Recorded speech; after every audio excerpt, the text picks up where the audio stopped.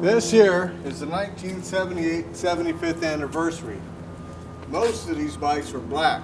This is a blue one. The blue ones had optional spoke wheels. The black ones had gold wheels, gold mag wheels. The spokes for this bike, they usually had the spokes on this particular color.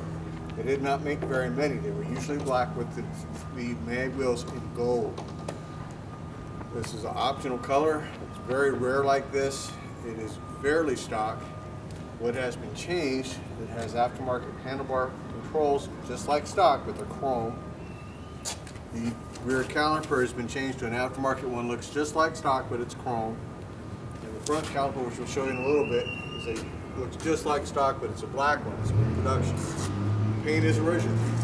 This striping in here, right here around this, and this decal here, this is original. It does have some accessory striping that the original owner put on at one time. It has the correct seat, the big seat here, correct exhaust, stool exhaust. These pegs are reproduction. This here is a reproduction pedal here, and the floorboards with chrome are reproduction. The original ones were CAD. Other than that, this is a fairly stock bike. It runs very well. We just tuned it up from one of the bike over systems. It runs extremely well. Original grips, original throttle cable, has 27,000 original miles, original speedo on this bike. They did chrome the outer primary cover and polish the inner one. That is not how they came stock. They came with just an aluminum patina. But all in all, it's a very good, very correct bike. I'm very happy to own it. The blue ones, as I was saying, are very rare for the 75th anniversaries. To give you an idea, I had a 78 75th anniversary recently, which I was talked out of. It was brand new. Had 2 factory test miles, no dealer test miles. So the brand new was a dealer display item from 1978 to a closest dealership. I had that about 3 years ago. But the black ones are a lot more common. A test bike with 2 factory miles is not so common. I was very lucky to get it. It's fired up here. As it's idling, we'll give you a panoramic of the bike. Got the choke here, a couple squirts.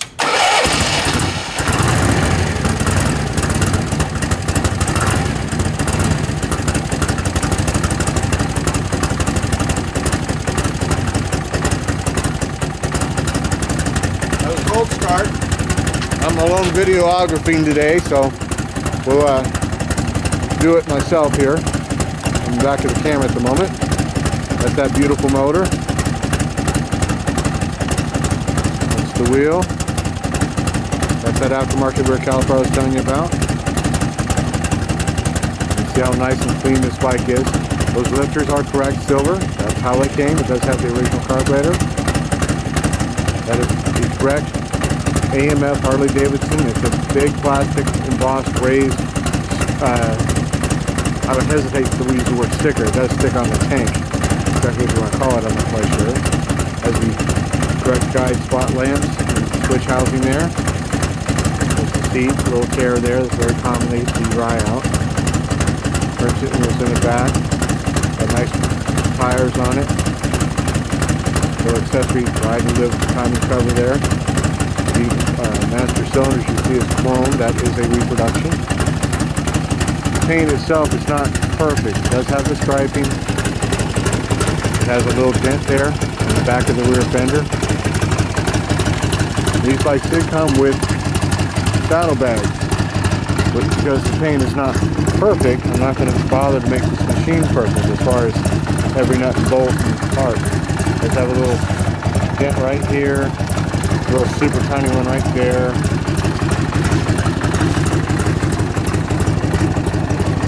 Listen to it idle. Got the speedo there.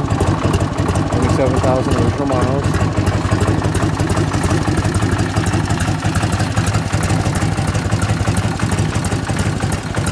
Pop this little camera off here.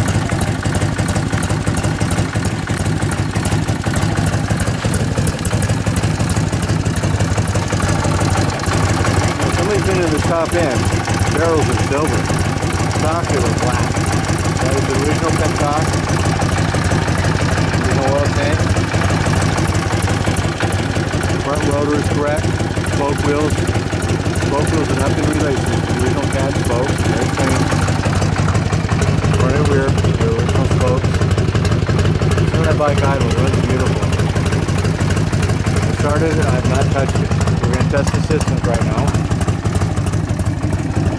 here. 2 quick lights. Got a high beam, high and low here. And we do have spotlights. High and low beam is working. We have a left turn signal. Do that again so you can see it. Left turn signal is working properly. Right turn signal is working properly. See these spotlights? They say guide right on the top of them. Those are factory Harley Davidson spotlights, correct? Their dash 62 number. See it says SAO62 right there, 62. That's the first year they were offered as an accessory. They were made all the way through your shovelhead years, all the way through 84. There's a little insignia on the back here. Right there, each one has that. We have a tail light. Let's test the brake light. We're going to go to our quick brakes here. And we have a quick brake. Now we're going to go to our hand brake. We have both brakes. We did put a new Bendix gear in it, new clutch. I just picked it up today from California Harley, who did the tune-up for me. Very expensive, but very good mechanic. I understand he started his own shop now. So we're going to put this back on the little pedestal and give it a little shot up and down the street and see how she runs. That'll be the first time I've actually ridden this bike. We got it unrunning. I hadn't heard it run, so I went and picked it up. Very common for us to get these bikes unrunning. Look at those lights in the front. Isn't that pretty? Still idling perfect. Imagine that. Still idling perfect. When they're right, they're right. Check out this carburetor.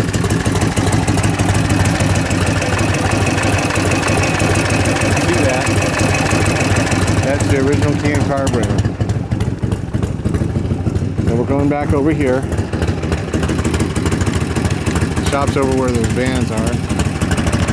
Put this on a little pedestal here. A little shot of the street.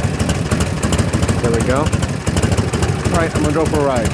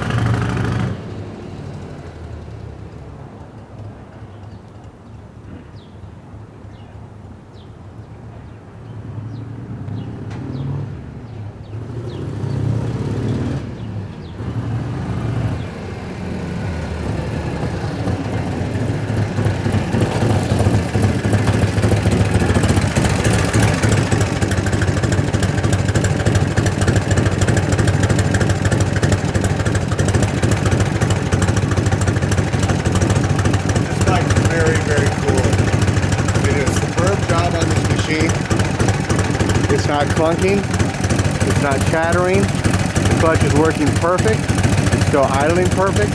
We're going to give it some wraps on the pipes right now so we test for any back pressure and smoke. We'll put this right on the exhaust. Nice and hot.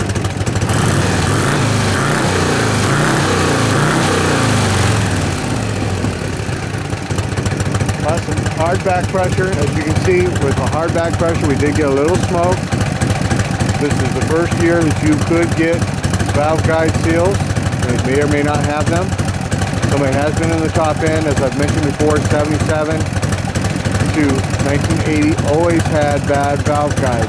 So these ones here with the top end we've gone through, they've been replaced, I'm sure. would not run this well if it was a problem. It runs just perfect.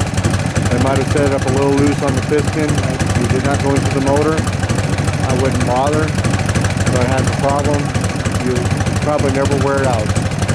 Unless you just drive it every day, several hundred miles a day. Then eventually you'll have to replace this motor. But this is an exceptional machine. It runs very, very well. We have a lot of these shovel heads. Trying to get them to idle like this for an extended period of time is extremely difficult. I'm going to put it away now. We'll break out another bike and test that in a minute. So we'll talk to you guys in a few minutes here. Bye.